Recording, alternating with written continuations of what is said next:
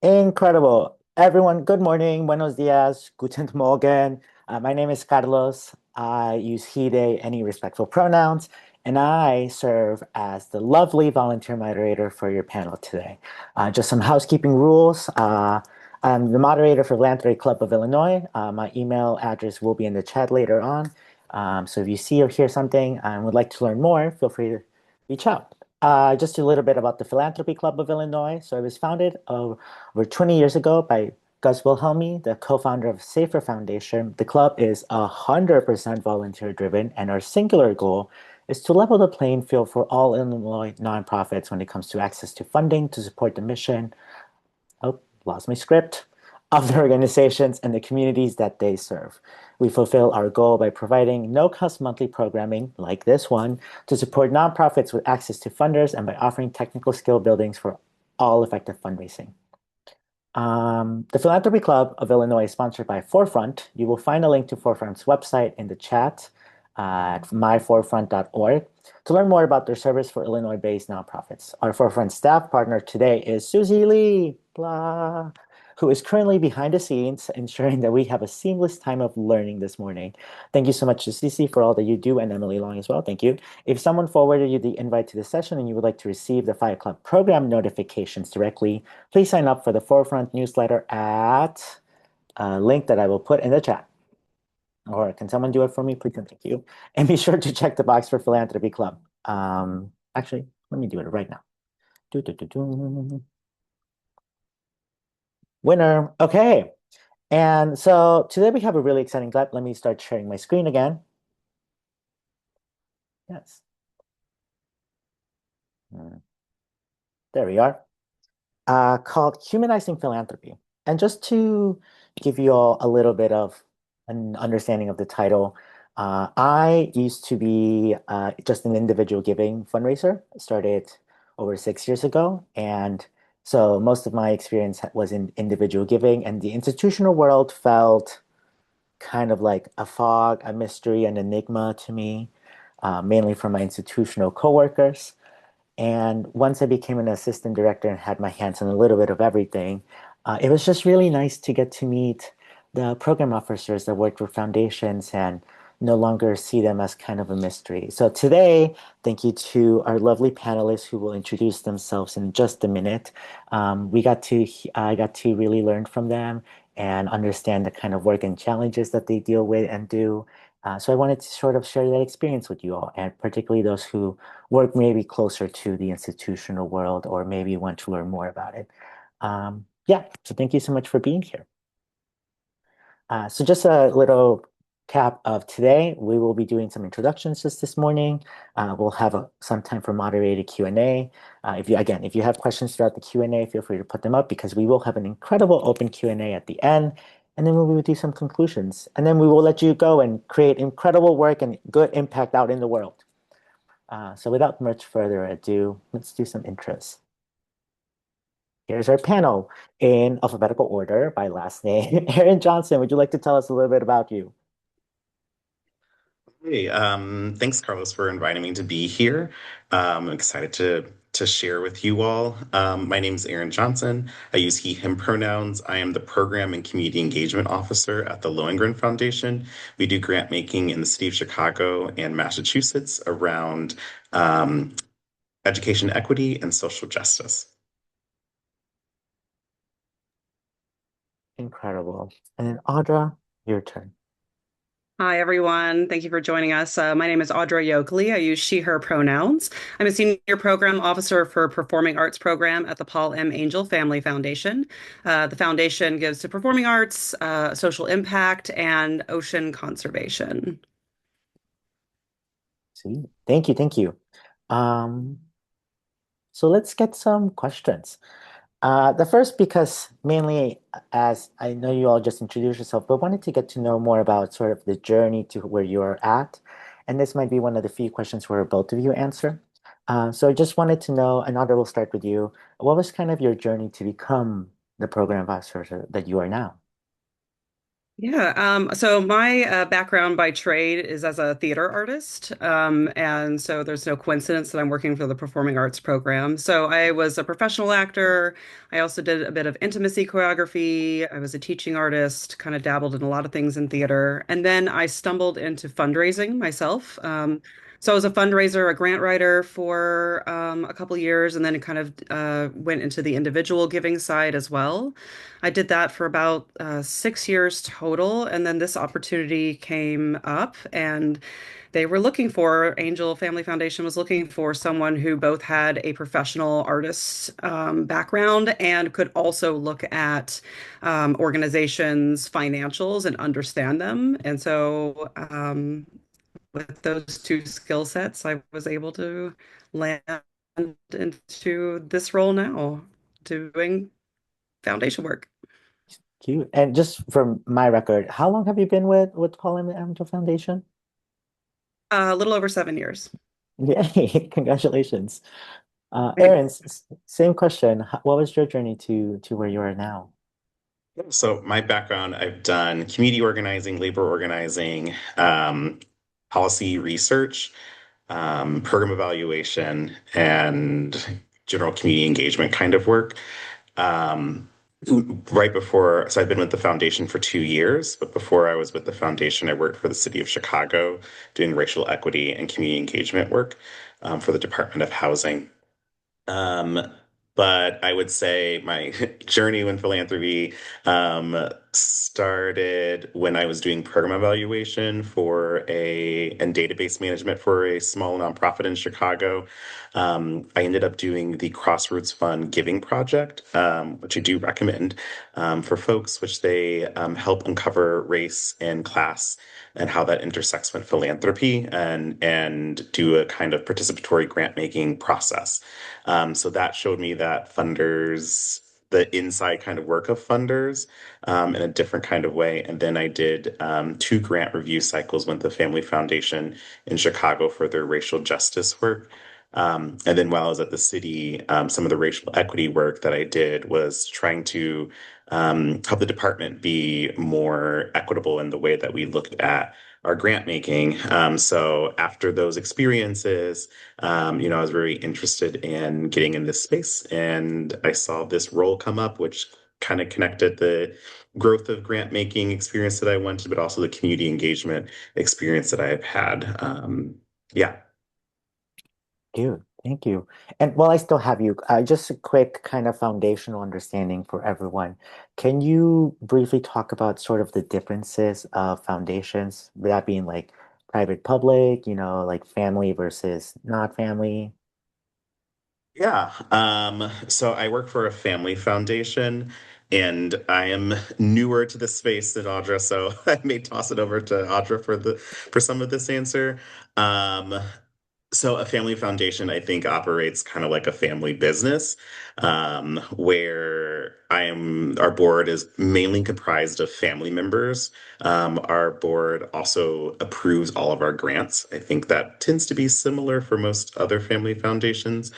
But I like to say is like, picture you and your family trying to make decisions like this about what to fund. I think you and your parents and your siblings, potentially your cousins, may have some different opinions on how to do that, and that kind of plays out in our grant making. There's also corporate foundations which are tied to corporations that tend to have giving areas that are tied to the work of the business. There also are, like community foundations, like the Chicago Community Trust, which is, very wide in supporting a large amount of issues in the community, but also will hold, donor advised funds, will hold other kind of fiscal sponsorships and things like that. I think the joke in philanthropy, though, is if you've met one foundation, you've met one foundation, because even inside of those different buckets of philanthropic areas, we do our work very differently.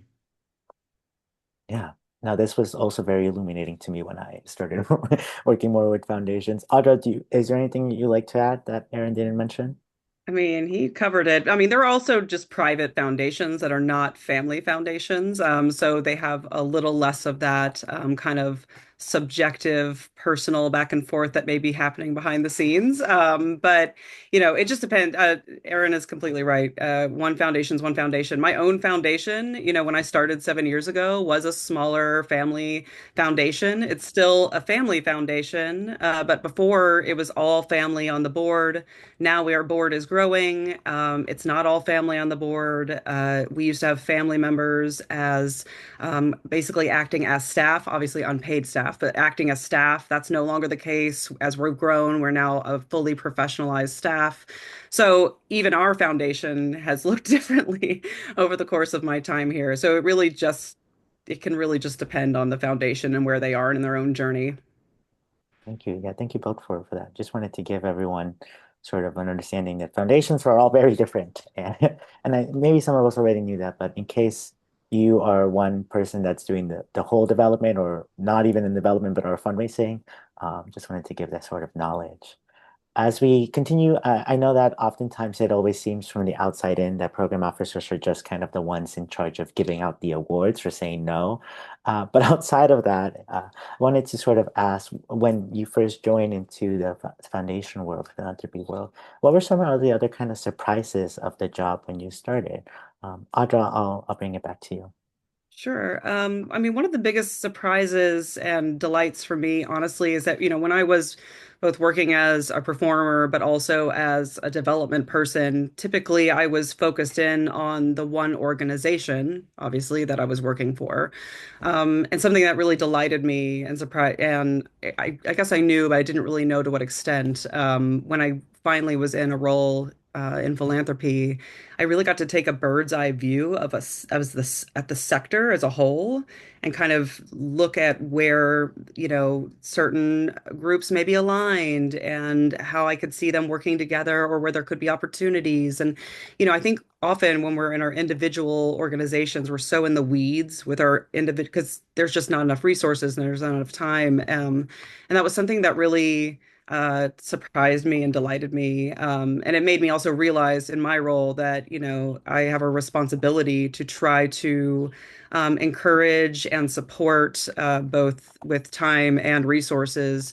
Spaces where different organizations can get together and share their knowledge with each other and be mentors for each other and support systems with each other. And so that was a really big surprise for me. And the other thing I'll say is that uh, the I was shocked. We were a small family foundation, and we have historically been, I would say, under the radar in terms of we have never been great communicators. Like we don't do a lot of communications, is what I mean. And so, I was always surprised. That certain groups that I thought, oh, surely they would know to come apply. We have opportunities, and they didn't. And that was a big lesson. And we're still working on that as a foundation, but it is like, we really need to, there's resources here. We really need to put ourselves out there. And it surprised me that we didn't already when I arrived. And it still surprises me that we're not as good at as we should be. Yeah, yeah. Aaron, do you share similar experiences or different ones? Um, yeah, I think one similarity is our also communication. We didn't even have a website until 3 years ago. So I appreciate part of the perspective is we don't want to like brag about who we are. There's, some places that do that, and that's not the perspective we want to do. But I think there is a way that we can communicate things that is not trying to claim credit for work that's really the community partners are doing. Um, and then would say another thing that surprised me is actually the pace of the work, which I bet many people who are in fundraising also are aware about how slow sometimes foundations move. But coming from nonprofit and government, there was a lot of things that I did all the time. And being in this space, actually really valuing relationship building, and that's with grantee partners, potential grantee partners, and peers, and then learning and really taking the time to sit and understand the different perspectives of things. And like Audra said, from that bird's eye view, is really valued in my role. And so that was a pleasant surprise and something I didn't realize that I needed in life at that time too. Yeah, but that's what I would add to this part. Thank you both. As I mentioned earlier in this, I come from my background's in individual giving, and the institutional just sort of felt I would mainly hear the horror stories, right? Like a good example, really paraphrasing would be like, oh, this foundation is just like, hey, how are you gonna solve world hunger with like these $5,000, and you have to tell us this in like 1,000 characters, right? And I don't think I don't know if that still happens. Hopefully not. But I've always just like I'd rather just talk to a person rather than like have to answer this question. And so I wanted to take some of the minutes to sort of talk about dispelling the kind of scariness, horrorness that comes out there. And I know a lot of things have changed due to just more equitable conversations and relationship building that are coming from you and having, at least in my experience, like program officers like you two, sort of really be in community. But Aaron, if I can keep you like switching from actually, Audra, I'm gonna turn to you because you mentioned being in an individual side, like coming from individual to the foundation. What were some of the things that you remember as a fundraiser being like concerned about going into institutional world, right? Like similar to the questions I like the hypothetical question I brought up. Sure. Does that Yeah. make sense? Yeah. Yeah. I started with grant writing and then moved a bit to individual. So I kind of did it in reverse. With the grant writing, and this is something I've always wanted to avoid, was that ultimately for me, the problem I had most with foundations when I was on that side, it was like a lack of communication. And I don't mean what I was talking about earlier, where it's like, I can't even find you, which that is its own can of worms. But, if I had a question or I needed to just, hash something out quickly with someone at the foundation just to, clarify something, I would often run into brick walls. I would try to reach out. I would get no response. And, honestly, or if I applied and, it was a no ultimately, I might not even get our communication stating that it was a rejection, so it's like, are we spinning our wheels? If I'm constantly getting a no from you, is it a no, not right now, which can happen, or is it a no, not never, or, not ever? And frankly, I don't I don't care if it's no, not ever. I mean, that's not great, but I would rather know that information because frankly, I also have people I'm reporting to and they're like, why aren't we getting money from XYZ Foundation? And I literally have to be like, I have no idea and I'm trying to know and I don't know. So, that was the thing about that. So, ultimately, and I'm glad, this is rings true at my foundation, is that we genuinely try to be in connection and contact with people, even if it's just a quick reach out. We'll try to say, hey, we got your message. We try to be communicative, and because that part of it was really not great. The big difference between the two for me is that I feel like foundations, we often start at the nitty-gritty questions level. That's kind of the get to know you part. Whereas like and then the more personal relationships start happening typically. And then in individual giving, it's all about building that individual relationship up first. And then you start kind of getting to know the donor and then getting into kind of the heart of questions of what they want. So the fundraising style of like, what is it that the donor is passionate about? What is a good alignment between their values and what they want to fund and what we do? The questions are kind of the same. It's just the approach is just a bit different. Yeah. No, thank you. Thank you so much. It certainly was so illuminating to start getting to like meet you all as in like all program officers and folks who work in foundations when I became an assistant director. And I was just like, oh, how fun. They also have the complaints. But also just so understanding of the situations coming from the fundraising side. I know so much has changed within fundraising and also in philanthropy, particularly considering for anyone who knows sort of me and my work. I'm very much I've been dubbed an anti-capitalist fundraiser. I'm very much aligning myself with community-centric, values-based fundraising. And I know that in the philanthropy side of things, trust-based philanthropy sort of came about a couple years ago to have an understanding within foundations to be much more transparent and honest, which are the two things you two are talking about.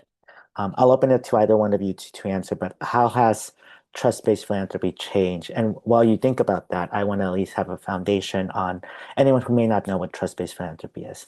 Well, trust-based philanthropy is sort of this project that began, I want to say around 2020.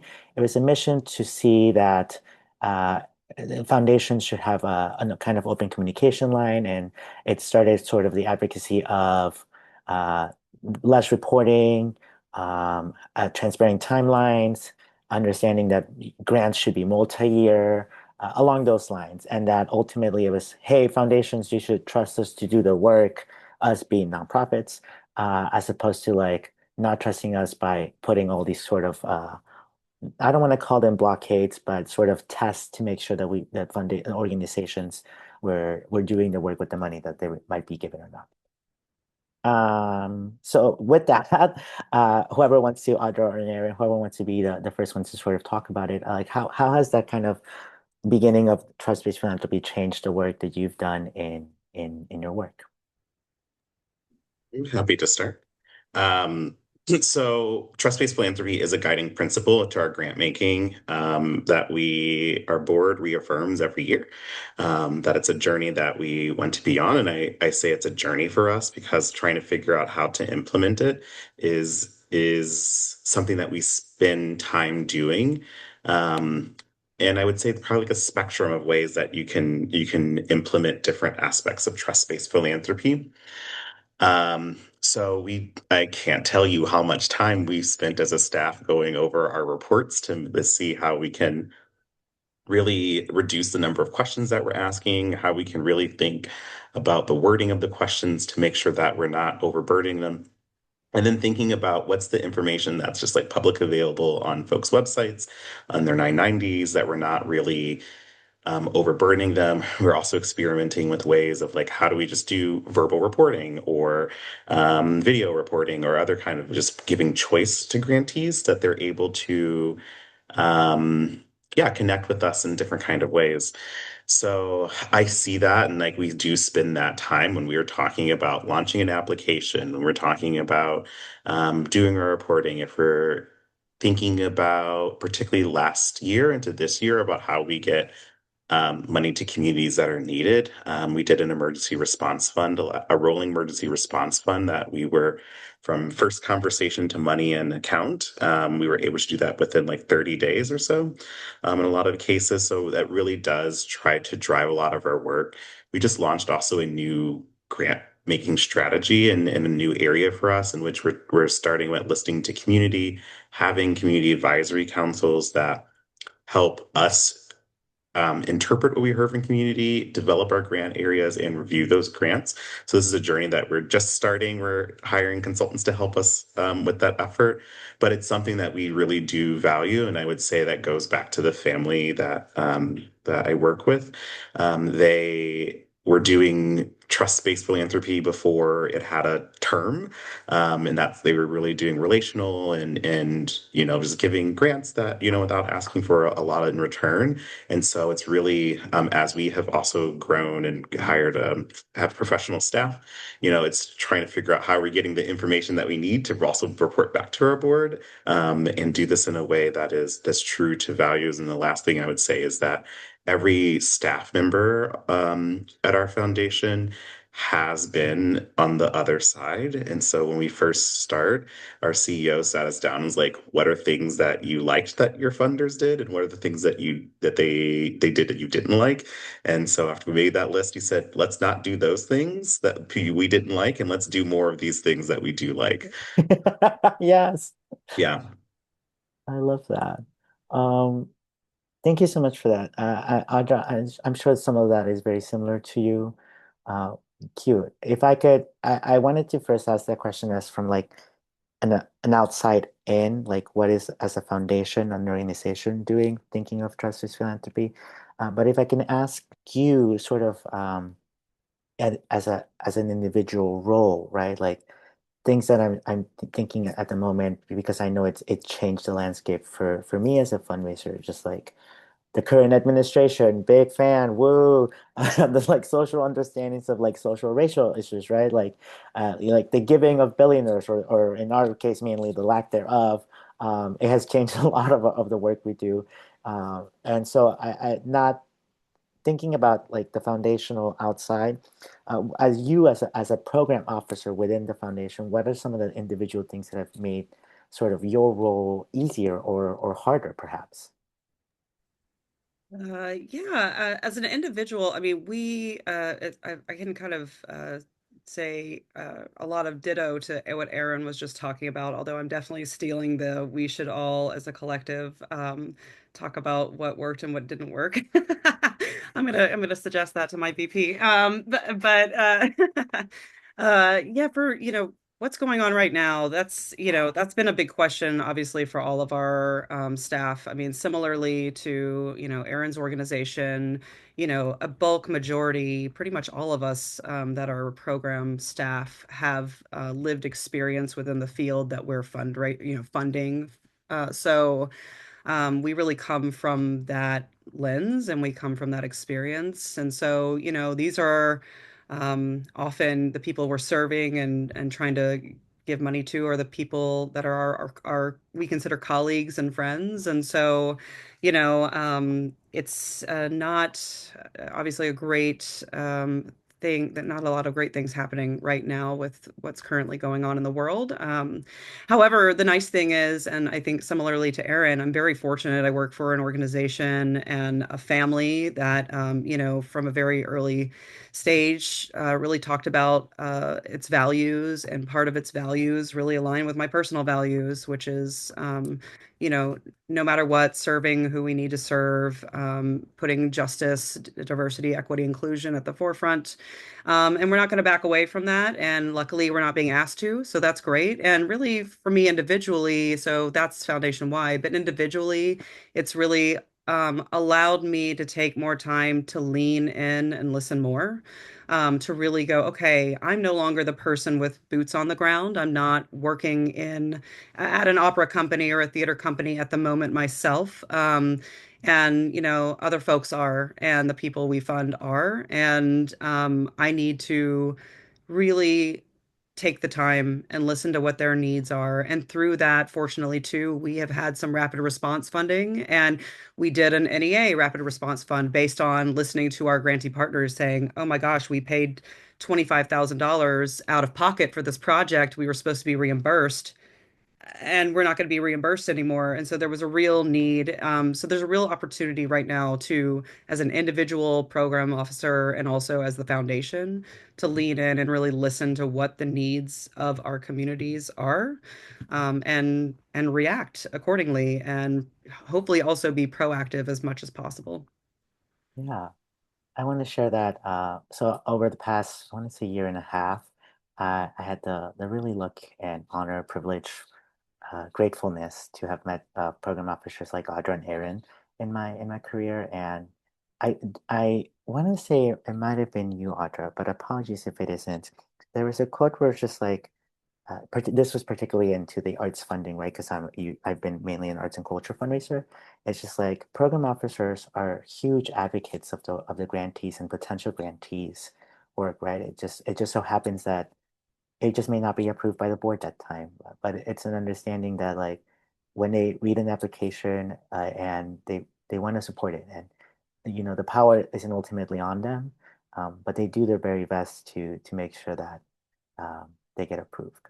And that was just so lovely to see because I don't know about anyone else, but there was an occasion sort of like villainous lens I would apply to program officers before I started working with program officers, being like, oh, they make the decisions, and it is just like the board just says yes to them whenever they say that this is a negotiation to be.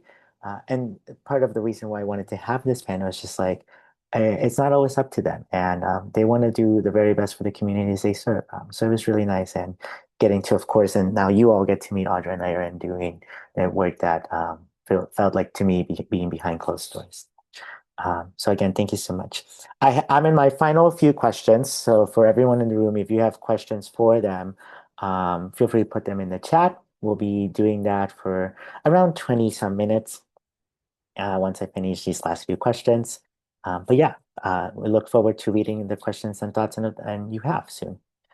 Moving on, I want to ask you to particularly sort of any tips you might have for fundraisers and non-fundraisers about grant writing.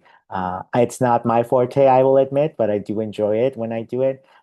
So like, what are some tips you might give to fundraisers or non-fundraisers who just happen to be writing grants? Because sometimes we wear multiple hats in an organization, and it's not just like a development hat.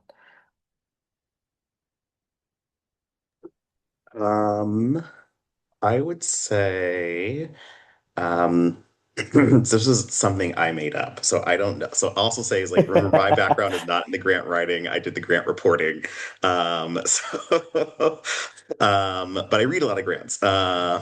So I called it the 80-20 rule, where for myself, where folks, I was seeing a lot of grants where people spent majority of their application telling me about the problem and very little about what they would do to address the problem. And so I was like, actually, maybe tell me about 20% about what the problem is, because it is important to say like the unique way that you are approaching the problem, and then spend the bulk of it about how you're addressing that problem, because that's actually what we're funding you for, is that work that you're doing. Um, and if we're having an application open for something, that means we actually have some understanding of a problem. Like I said, it's something, the surprise that I have is like how much time you actually get to spend thinking about things.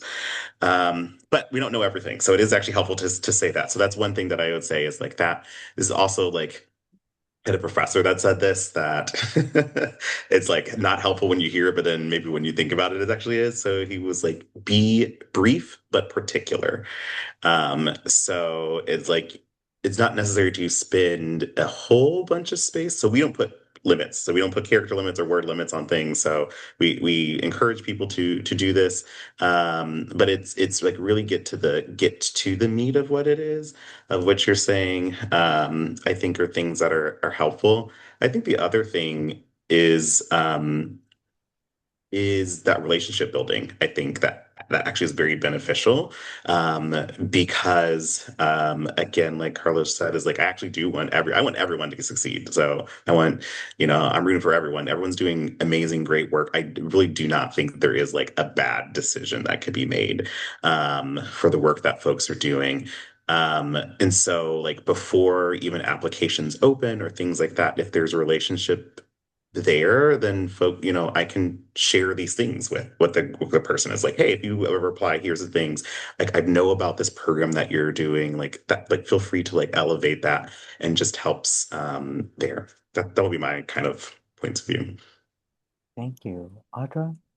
Yeah, I agree. I was going to say something similar of like, you don't need to fill it with a bunch of just information. Like really look at the question and answer the question. I mean, similarly, if you're trying to determine if you're a fit or not, don't try to shoehorn something you have going on into something you think we would fund.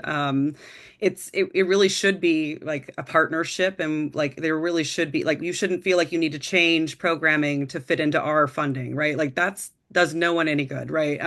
Then you have mission creep, and that's no good, right? So no one wants that. So Yeah, just boo, mission creep. Boo, mission creep, exactly. And, the other thing too is I know obviously AI is a thing that's now a factor. And I understand, especially for a small shop, if it's only you, and you just need to get stuff done, AI is a great tool. It can be for that. Also, I just want to warn that, if you do use AI to create narrative, just make sure you re-look at it and edit and make it specific to what you do, to Aaron's point, like make it specific about the problems you're solving. Because the truth is, any of these free AI chatbots are going to spit out very similar language for similar prompts.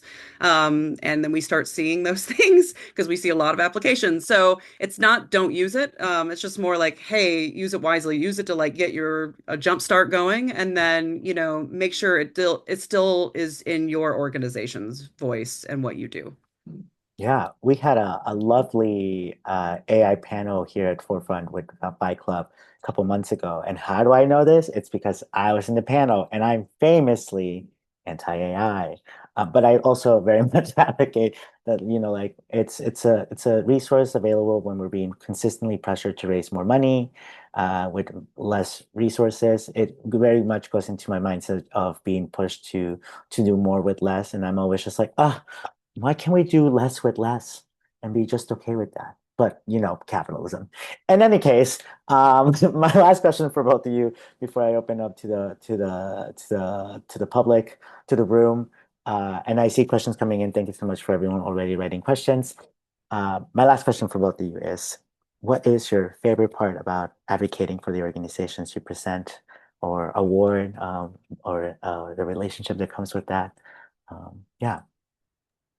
I mean, I'll go first. As I said before, I am an artist by trade, and the fact that I get to support sector change, improvements, productions that are amazing. Like, I couldn't be more thrilled. Honestly, that's my dream. It's to be able to support those and the thing that those people and the thing that I love. So. Thank you. Thank you. Aaron? We just had a large grant program that was for building a youth center in Chicago, that we awarded two grantees for that. And through that whole process, just seeing the letters of intent that came through, the applications that came through, and the work that is being done is just like, we we have all of our solutions. Like, there are very talented people in this world and in our state and in our city, that are doing very amazing things. They just need the resources, but it gives me hope, that we can partner with some of those people and doing these amazing things, and we do partner with these things, and it just gives me hope that, like, especially in the world where we so much is happening and being dismantled, that there are so many people dreaming alternatives and presenting alternatives and actually doing these things that are caring for one another and being there. So yeah, really just gives me hope there. You. I'm feeling emotional for some reason. Um, but thank you both for sharing that. I think some of processing the emotion as we speak, it's just brief knowledge about me at the moment, currently experiencing unemployment for the third time in a nonprofit space. But consistently, as I think as Erin put it, it's just like I'm so hopeful for the work that colleagues do in the field and of nonprofit and fundraising, the conversations like this one that are happening throughout. And just want to give gratitude again to both of you and everyone here in this virtual room for engaging in this. I'm very much in the mentality of abundance and that the solutions are already out there. So I feel so lucky to be a part of this. Let me move on to my cute little slide of open Q&A. Woo! There are some questions already, so I'll be going them, addressing them in hopefully chronological order. And if you don't have questions for virtual room, I have so many more. So that's more of a warning. Let's start. This is a question from Michelle. Michelle asked, can you both speak to sharing feedback to applicants? I think this is sort of the conversation we're having about how foundations are potentially not as communicative as you two had wished they'd been before joining. But yeah, can you both speak to sharing feedback to applicants, successful and not? Like, what do you share? When do you share? And I would add the question is just like, do you only share if you're asked to share? Oh, that's a good question. Typically, if you're far along in the process, meaning if for some reason, I mean, candidly, I usually don't want to bring an organization into the application stage unless I'm pretty sure we can get the board to approve the application. And the reason is because I don't want to waste people's time.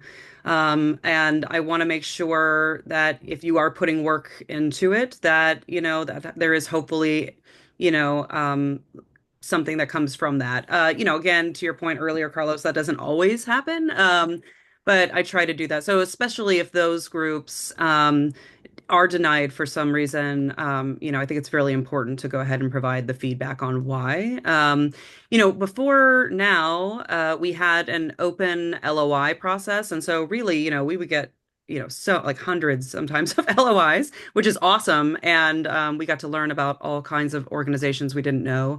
And, to truth be told, we don't have enough, we did not have enough capacity to provide feedback unless it was requested for every single one of those organizations. So if an organization, typically, if they asked, we could potentially provide feedback for them. But again, not always. We've had, up until now, we've been in a growth period, so we have a lot more capacity now. But, back 2, 3 years ago, we were a staff of, I think, five or six. And two of us were performing arts, and one of those folks was a family member. And so, we just didn't have the capacity. Now we have more capacity. And that's a good question. I don't know. Frankly, once we start opening up for our new strategy, I'm not 100% how we're going to approach that, but it's definitely something we're discussing because I believe it's important to be as transparent as you can be. But Yeah. to be honest, I don't know what it's going to look like at this moment. You, Aaron? Um, Audra was very smart to do that. So when I first joined 2 years ago, I launched a grant program in which we historically have been invite only. And so we did our first completely open call. And I valued giving feedback to everyone who had applied because I was coming from the other end. And then my supervisor allowed me to learn. And so what the resulted is that I was giving feedback for over 6 months of the folks who requested it. So now learning, like, okay, maybe like how do we then handle like that trust-based kind of piece and trying to be equity centered is like, then how do we handle this place of making sure, like Audra mentioned, is like you like don't let people go through this whole process, application process is a lot of time. Um, and there's things I learned, and actually there was some value. There are a lot of value from that as we've now expand and do other kind of things. But we do try to offer feedback to everyone at the application phase. Now that we phase different things, different parts of the application process. That's something that I do think is important. And we also typically send kind of general feedback, from like, reviewing our applicant pool. This is what really gave um, the likelihood of a group being approved. And this is what were some of the things that, were areas of growth for some of the applications, and then try to follow up with feedback for those pieces. And then we also extend that to like RFPs for consultants or other kind of things there as providing I'm trying to transparency, but I guess the part of this humanizing is like it does take up a lot of human capacity to do that, which I do, and we do think it's very valuable and have feedback built in here to also hear from the other side of like what was actually the challenging thing about our application process or things like that for folks who weren't accepted. For folks who were successful, I do start off like a welcoming kind of, you've been awarded a grant, let's have a meeting. And then I say, here are the things that, that made your application successful in those meetings. Thank you. I'm gonna come back to this question that was written because I think we're touching on it. Kristen is asking, hey, as we're new to connecting with foundations, is there sort of a best practice to find foundations that align with the work that an organization does? Or even think about Aaron, like if you're an invite only a foundation, what is some of your advice to at least try to get yourself in the door? Um, So if you already receive foundation funding, I think that's actually a good place. Um, we talk to each other. So I know at Audra's foundation, I talk with their social impact team a lot. But other foundations, like, hey, we have this grantee partner, you should meet them. So I do think just even asking your other program officers is a good way to start. Um, I do try to make it a case if I think that there are there's good alignment with groups of of meeting with folks, but I think there's also a lot of places where there are foundations and nonprofits that are in the same space. And so typically general kind of meetings about the topic that you work in, that's like, public things tends to have different kind of folks there. And I think that's good making sure that and I know that's like particularly for small groups, it's difficult to do the programming and also be able to come to some of these other events in the topic of which you work in. But I think that's another place where you can have those interactions. Great. Yeah. Thank you. Thank you. Yeah, I agree with that.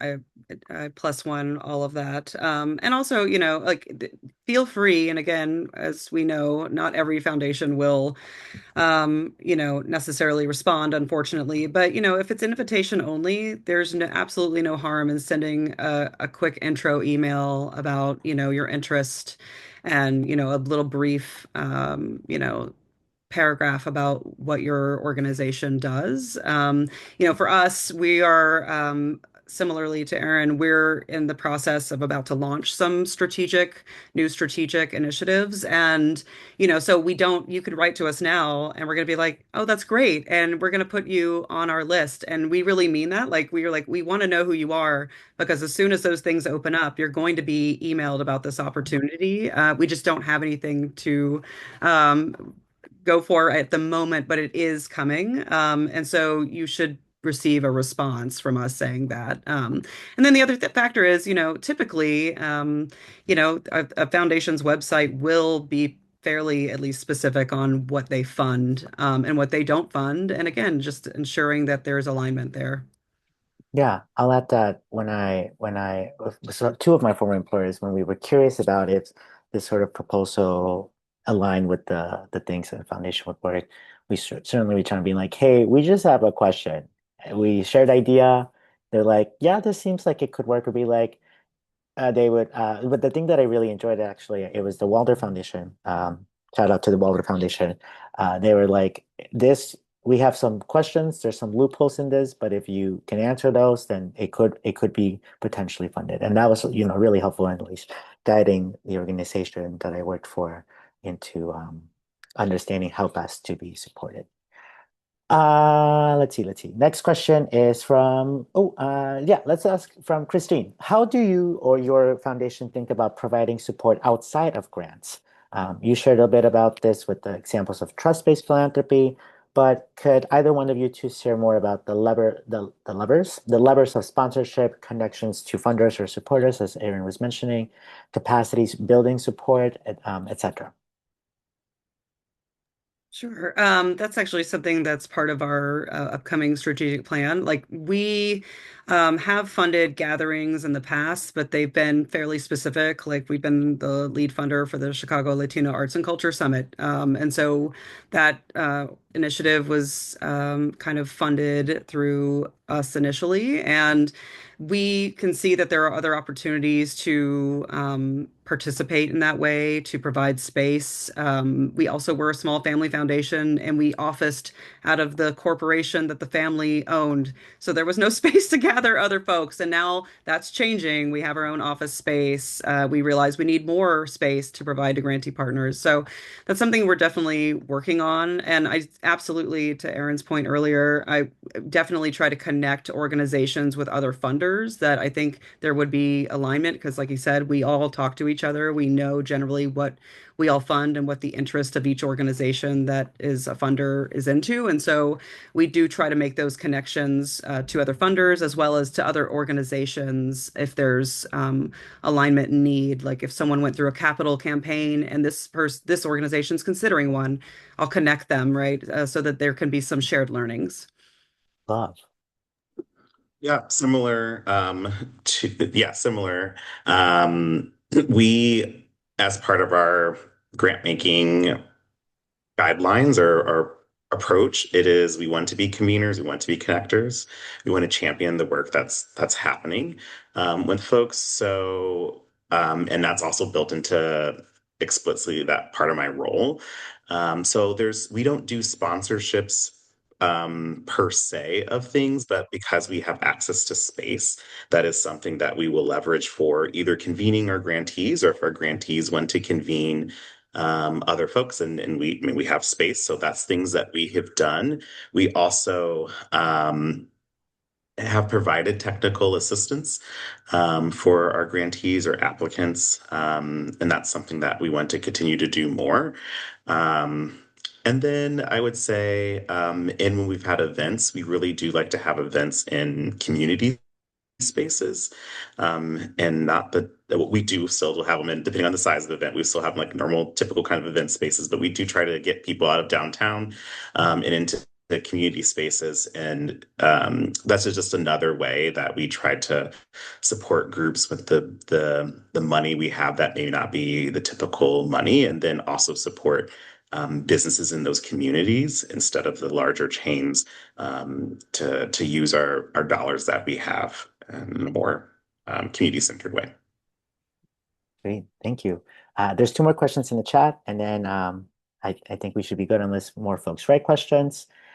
This next question is from Martine. Love the name. I hope I said that right. But it's actually speaking about money, regarding about grant amounts.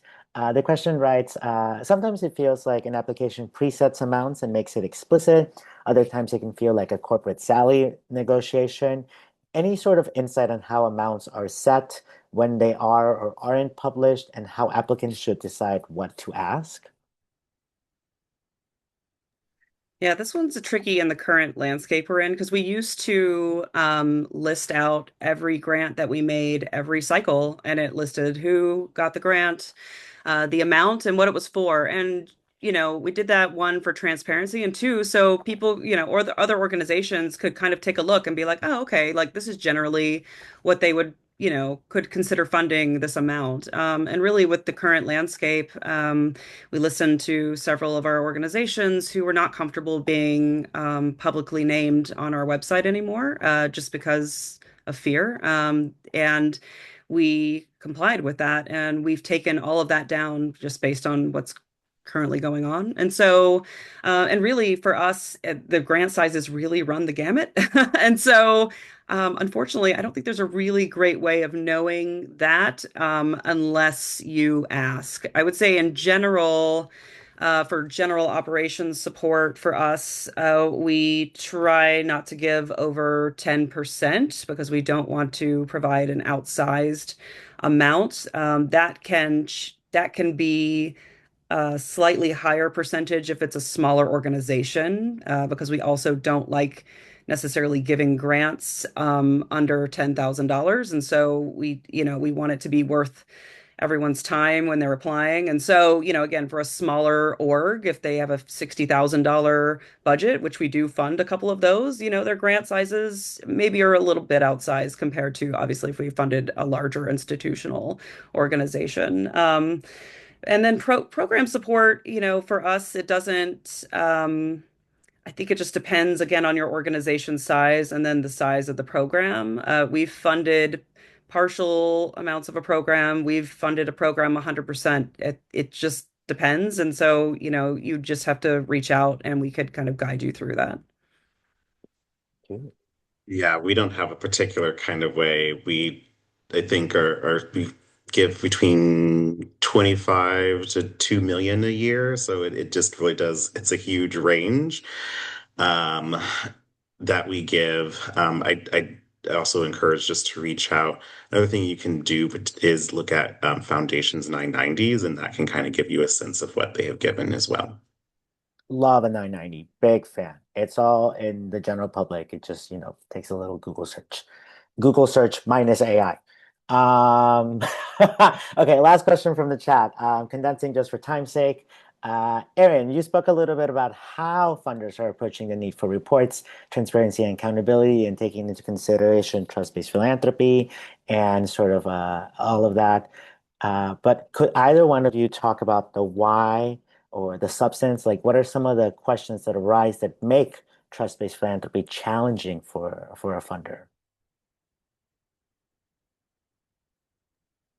A good question. I think honestly, it's the amount of time. Like to really do it well, you need to be in constant community with and conversation with folks. And what I've been learning, and as we're growing, because we are growing quite a bit, and we want to bring more and more and more organizations on because we can, and really having the opportunity to really take the time to be in community with folks, to really talk with them one-on-one, to understand what's going on with their organization in a realistic way that's not sugar-coated, but we can just try to help you in the ways you need help. I mean, that just it takes time Yeah. and capacity, and that's the challenge. And that's something that we need to do a better job of figuring out, especially my foundation as we continue to grow.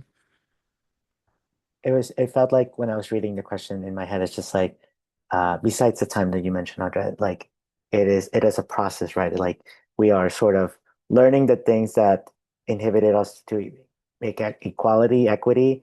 We have to unlearn that and then learn new processes to continue moving forward, which is really hard when people and society, culture kind of ha already has this expectation that it has to keep moving around, right? Like there's like really hard times to just take a pause, move forward when we're also having to like unlearn and learn new processes.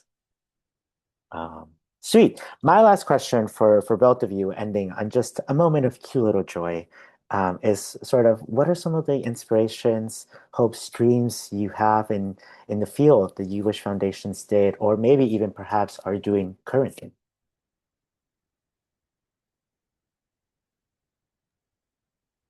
Do you want Um, to? Okay. Sure. Like I'm currently at a philanthropic conference right now, and it's all, I mean, probably all the things that you all would love to happen is like, um, why do we need to have a board meeting to be able to move the money? Like groups are doing the work without, board meetings, or why, I think it's just imagining the flexibility that we can have and we can imagine things differently. And it is. And so the sessions that I'm going to is really trying to push funders to meet the moment right now and really imagine things differently. And one of the sessions yesterday was like, there's no shortage of imagination in the groups that we fund. And they think that they've mentioned that there's kind of a shortage of imagination how we approach philanthropy. But I think what's really encouraging is that people are having that conversation and talking about the different ways that we can operate. And we can just see from the movements that have come from just the world we've been living in the past, 5, 6 years.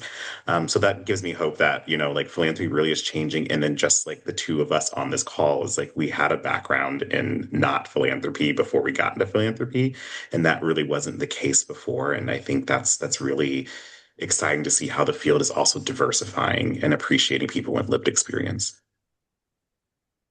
Yeah, I agree. And I'll just add to that too. I'm really excited. We're seeing a little bit of like the collaborative and collaboration on some things, and I just hope and dream for more of it. For example, we had that NEA Relief Fund, and we collaborated with the Driehaus Foundation, where we basically shared an application and we looked at which organizations maybe we both funded, and then we decided who would take them, right? And so that they only had to apply once between two different funders, and we tried to fund as many groups as possible. So, like, really working together to ensure as much relief support could go into the hands of the organizations was really great to see. And I would just love to see more of that kind of thing.